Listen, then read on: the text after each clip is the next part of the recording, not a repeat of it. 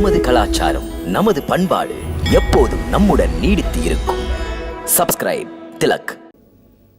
அவர்களை தரிசிப்பதற்கு ஆர்வம் மிகுந்து நான் பூலோகம் சென்றேன்.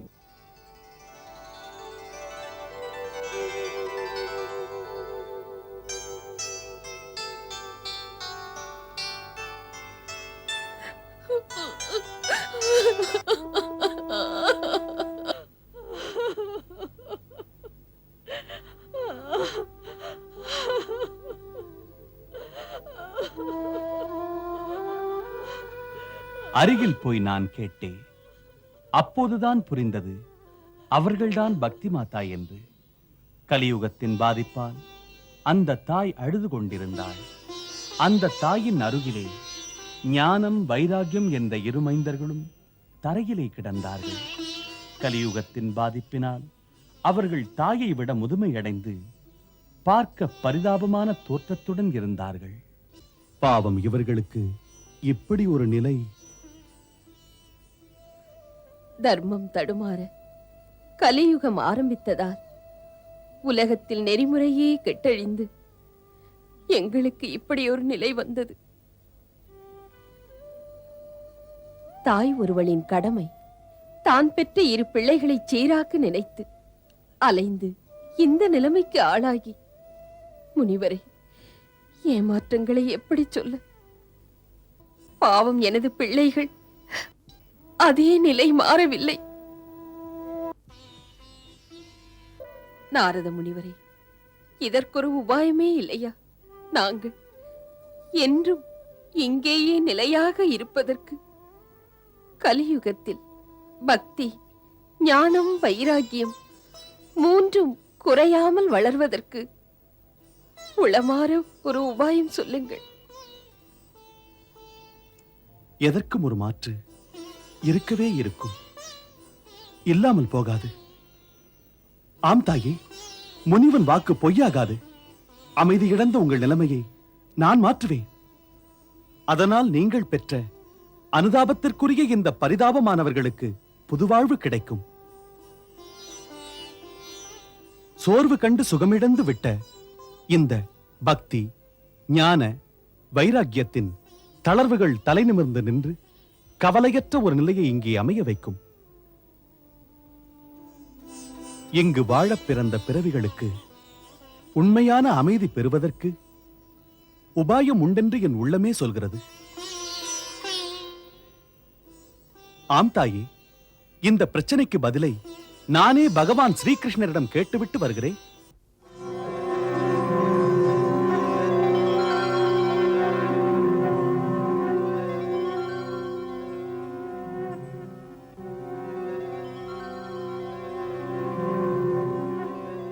சொல்லுங்கள் தேவரிஷி. பிரபு, உங்கள் திருவடிகளை வணங்கத்தான் வந்து கொண்டிருக்கிறேன். உளமாற வரவேற்கிறேன். இங்கு வந்த விஷயம் என்ன? பிரபு, இப்படி கேட்கலாமா? முற்றும் உணர்ந்து கொண்டு முனிவனை கேட்கிறீர்களே. ஏ பக்தவத்சலா, தாம் அறியாததா? இன்று பக்தி மாதா அங்கே கலியுகத்தில் கண்ணீர் வடிக்கிறார். பூமியிலே தர்மங்கள் நிலைகுலைந்து விட்டன. எங்கு பார்த்தாலும் பாவங்களும் வன்முறைகளும் வரம்பு மீறல்களும் மலிந்து விட்டன. பக்தி, ஞானம், வைராகியம் என்ற இந்த 3க்கும் இன்று மக்கள் மனதிலே இடமில்லை. பக்தி மாதா என்னை கேட்டார்கள், சாஸ்திரங்களிலே ஏதாவது வழி இருக்கிறதா? பக்தி, ஞானம், வைராகியம் என்ற இந்த 3ம் கலியுகத்திலே மீண்டும் பசுமையாக துளிர்விட என்று. உபாயம் எது என கேட்பதற்கு தம் பொன்னடிகளை நாடி வந்தேன் பிரபு. அனைத்தையும் அறிந்த இறைவனே, ஆசை, பொறாமை, காமம், அகந்தை 4ம் மனிதர்களை குருடர்களாக்கிவிட்டது. ஆகையினால் கலியுகத்தில் மனிதன் உறுதியோடு, லட்சிய பிடிப்போடு கடுமையான தவமையற்ற முடியாத நிலைமை. அப்படிப்பட்டவர்கள் கடைத்தேற எளிமையான வழி ஒன்று கூறுங்கள். அதனால் பக்தி, ஞானம், வைராகியம் மீண்டும் மக்கள் மனதிலே இடம் கொள்ளும். இந்த கஷ்டமான கலியுகத்திலும் கூட மனிதர்கள் மனிதர்களாக வாழ்வார்கள். அன்புக்கு ஆட்படும் கிருஷ்ணா, போதும் இந்த லீலைகள், காப்பாற்றுங்கள்.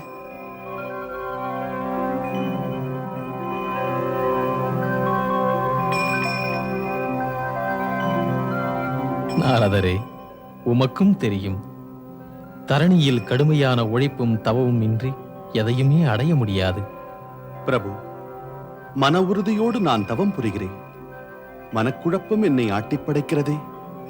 நானும் தெளிவு பெறுவேனா? கவலை எதற்கு? உமது தந்தை பிரம்மதேவர் அனைத்தையும் அறிவார். அவரே குழப்பத்தை நீக்குவார்.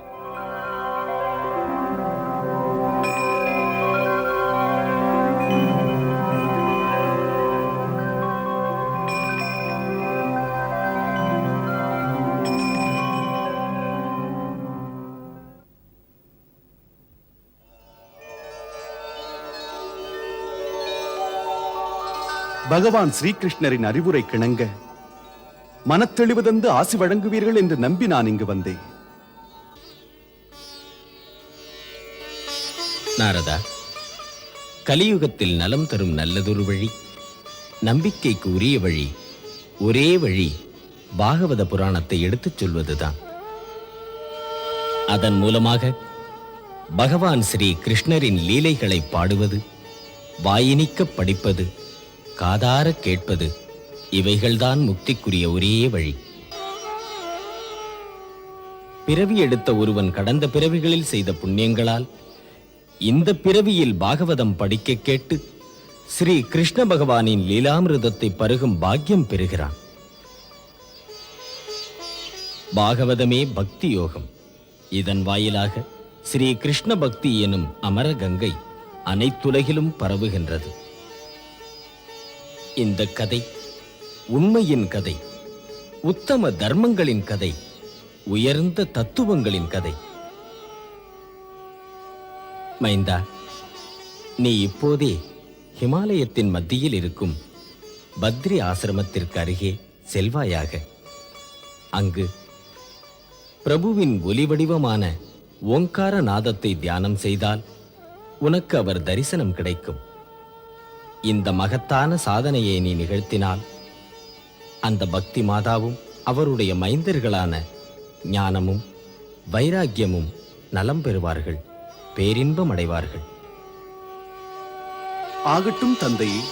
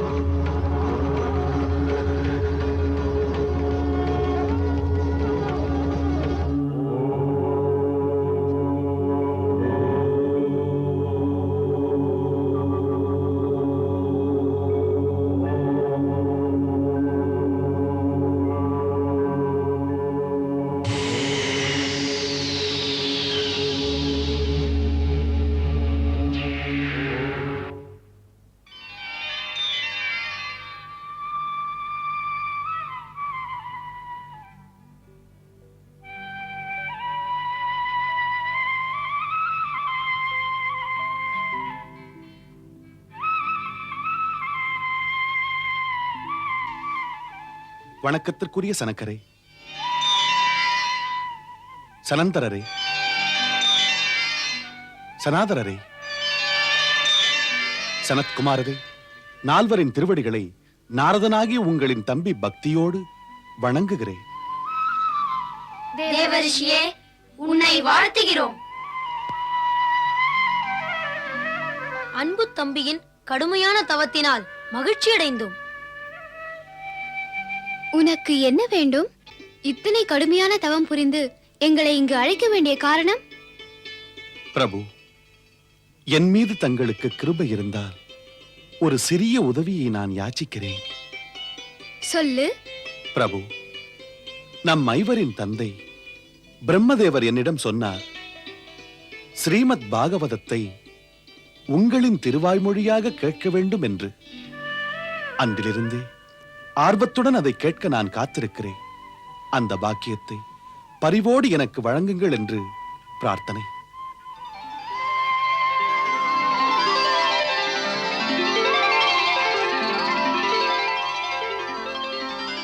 நாரதா, சிறப்பானதையே கேட்டாய். தம்பி, உன் உணர்வை பாராட்டுகிறேன். ஸ்ரீமத் பாகவதத்தில் பகவான் ஸ்ரீ கிருஷ்ணரின் லீலைகளை அற்புதமாக சொல்லியிருக்கிறது. பாகவதம் மூவுலகங்களையும் புனிதப்படுத்துகின்ற மாதா கங்கையை போன்றது. ஆகையால் நாரதா, கங்கை கரையிலே ஹரித்வாரின் அருகில் ஆனந்த கட்டம் என்னும் இடத்தில் பாகவத கதை நடக்கிறது. அன்பர்களுக்காக நாங்கள் அங்கு நாவார பாடும் கதையை நீ வந்து கேள்.